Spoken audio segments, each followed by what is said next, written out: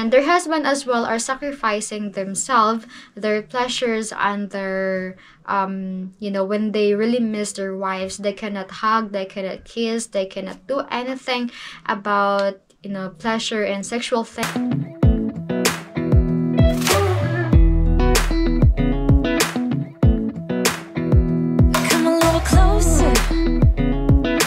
Dance with you, everything's moving slower. I don't know what it is you do. I've been looking at you all night, trying to figure you out. I just want to make you smile. Hi everyone! Welcome back again to my YouTube channel. So by the way, I'm July and I'm a Filipino vlogger from the Philippines. Welcome to my Philippine channel. So if you are not subscribers yet and you are new here, please don't forget to click the like, click the subscribe, and click the notification bell for more videos update.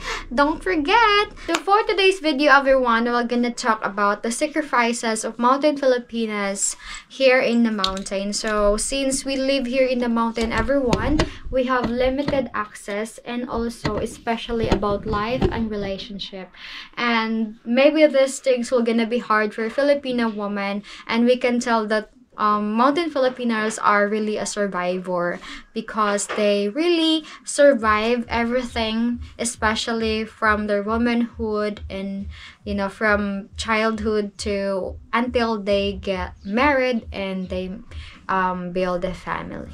Alright, so let's start from the beginning.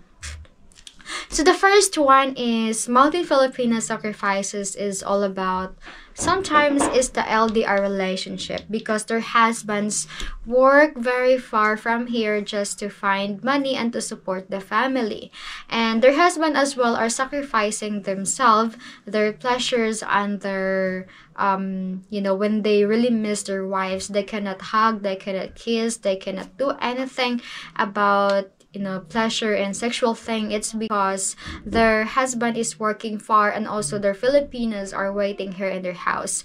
Why they sacrifice working very far from here? It's because it's limited here. Like you can only do farming, which is not really enough for especially if they have so many kids in the house or in a family. They cannot, it's not, farming is not enough to send the kids to school and to support their, especially when they're in high school, college, and when they take board exams. So the husbands will go far with maybe they go to Manila to find a job.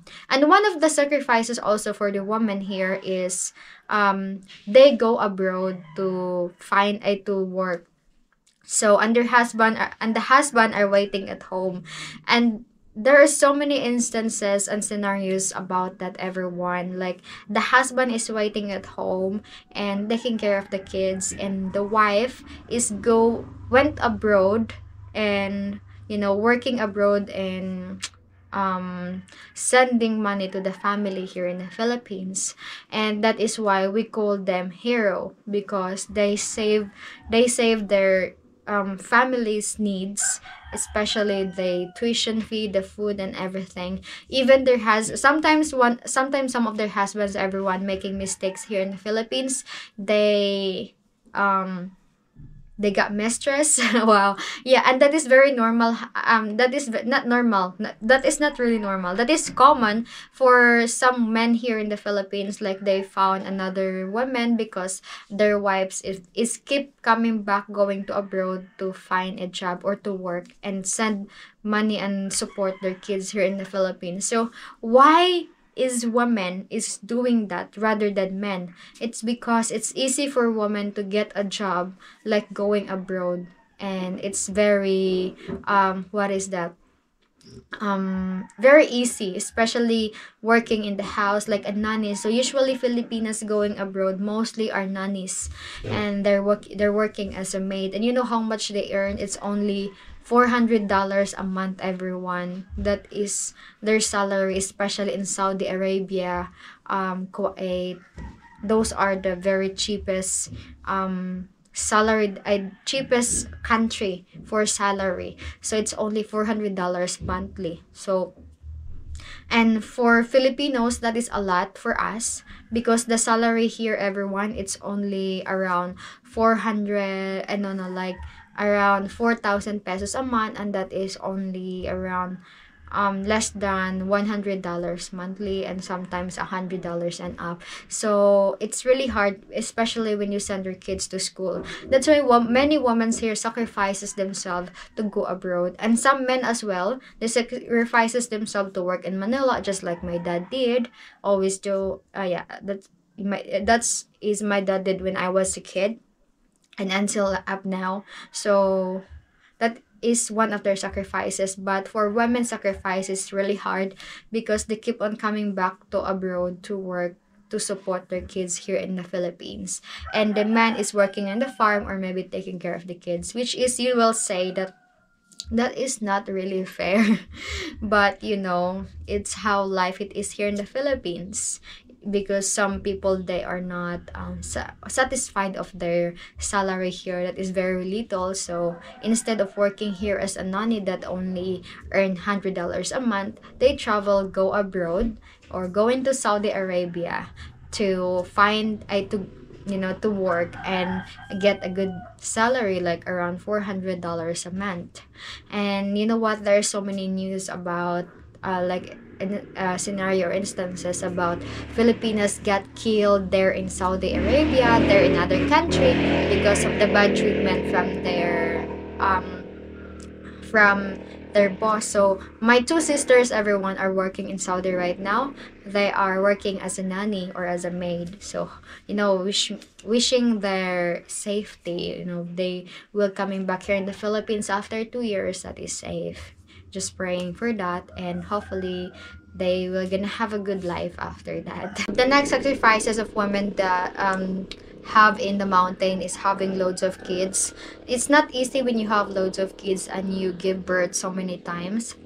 Like some women here give birth every month. Every month, every year rather. So every year they give birth, like or every 2 years, and they have 10 kids already, 15, and that is one of their sacrifices, especially their husband is a drunkard, and how to support the babies, how to support the kids, the food, the basic needs, financial needs, and their school needs. That's why some of them, when they are 15, they travel to the city to find a job, or to as a nanny or as a maid, then they can support their younger siblings here in the mountain. And that is one of the mother's sacrifices, especially when the husband is a drunkard. She cannot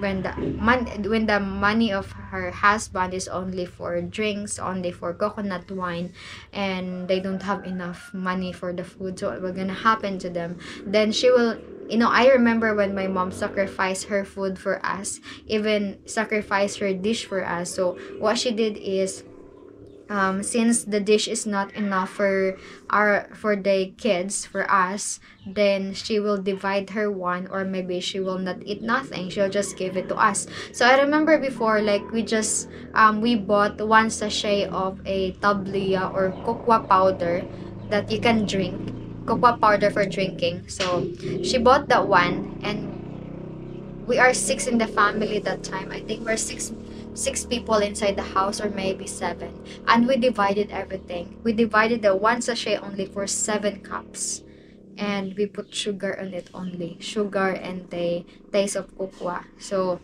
that was our breakfast before, and it was super super hard before, everyone. So I really know I really witnessed what happened in the past, and how is it hard living in a house, or living in a big family with less food. And when your father going home and drunk, just go home and drunk, and I'm fighting with my mom, and he is counting the money that he gives to my mom, how much is though, why it not last longer, and he didn't think about it was a very small amount only, and mom is budgeting that for the entire family. It's so hard, right? It's a really hard life, and that is one of many mountain Filipinos experience until now.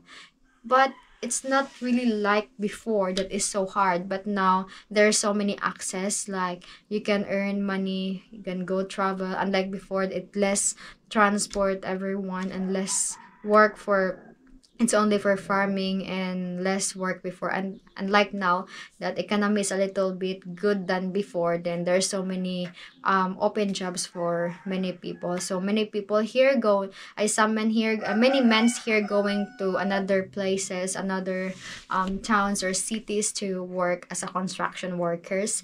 And for women, they go abroad because it's easy now to process than before, because the agency now is providing those workers to go abroad and yeah, get a job. So next everyone is we are far from the hospitals. That is one of our challenge here as a woman. We are far from hospitals and clinics. So when women get pregnant here in the mountain and they have checkups every month, it's really hard. You know why it's really hard? Because our road before was not, it's not concrete, so many rocks and floating, what is it, floating rocks? We call that floating rocks. So, and especially when it's raining everyone, the road is slippery, especially when the mud is color orange, that is very slippery during rains. That was a big challenge before. And you know what happened long time ago when I was a kid, women give birth in their house because of less transport. We only have few motorbikes here, like habal, and maybe it was only three or four when I was 5 years old. So women give birth in their house, just the midwife coming in their house, everyone, or maybe we have a like illegal midwife in the mountain that knows how to give how to know how and where is the, how to do the, you know, when the mother is giving birth the baby. Yes. And that is one of my still problem now, because like, you know, what if I will get pregnant and live here in the mountain, and when I give birth the baby, still a little bit problem because it's far from the far from the hospital, and that road is very challenging. It's concrete now everyone, but still challenging because it's downhill and uphill. So that is one of our challenging as a woman here. And when we go to the clinic and check up, we need to ride a motorbike. That's why in the future, everyone, hopefully I can, you know, I am able to buy a car with my partner. So before I will plan that pregnancy. Yes. And yeah, it's like really challenging for women. It's not, it's really unsafe, you know. What if there's something happen on the while riding the motorbike going down? You know, some people in the city, they don't even allow to ride a motorbike when their bump is really big, like 8 months, 9 months. They're not really allowed to do driving or to do riding motorbike. But here women don't have any choice. That's why that is one of our sacrifices and challenging. The last one, everyone, this is the very big sacrifice for women that they will gonna do for having a family. It is ligation. So maybe if I mentioned this already or not. And ligation is the one of the biggest sacrifices for women here, because now if you have 3 kids, it's better for you to do ligation rather than adding more kids, which is can add to poverty here in the Philippines. So women sacrifice themselves to do ligation because vasectomy is not really common here in Philippines. So men are very lucky. Men are very lucky because women are the ones sacrificing themselves to do ligation, not to get pregnant anymore. So yeah. And what if, you know, because but usually that's gonna always happening here, because women, if they are married to their partners, they are devoted and stay with their partners until they die.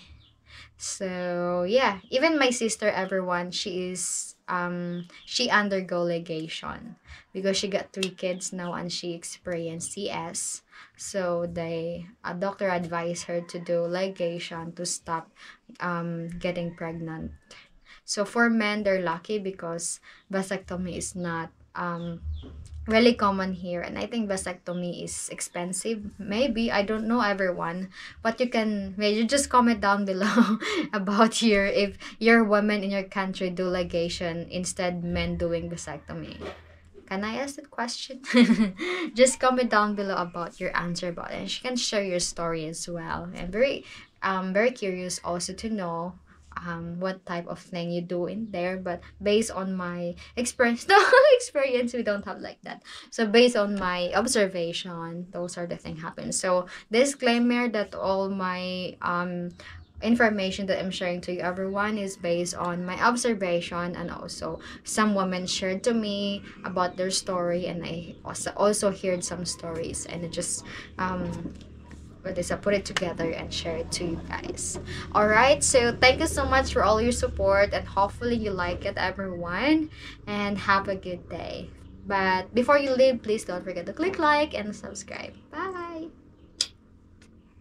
Love you all.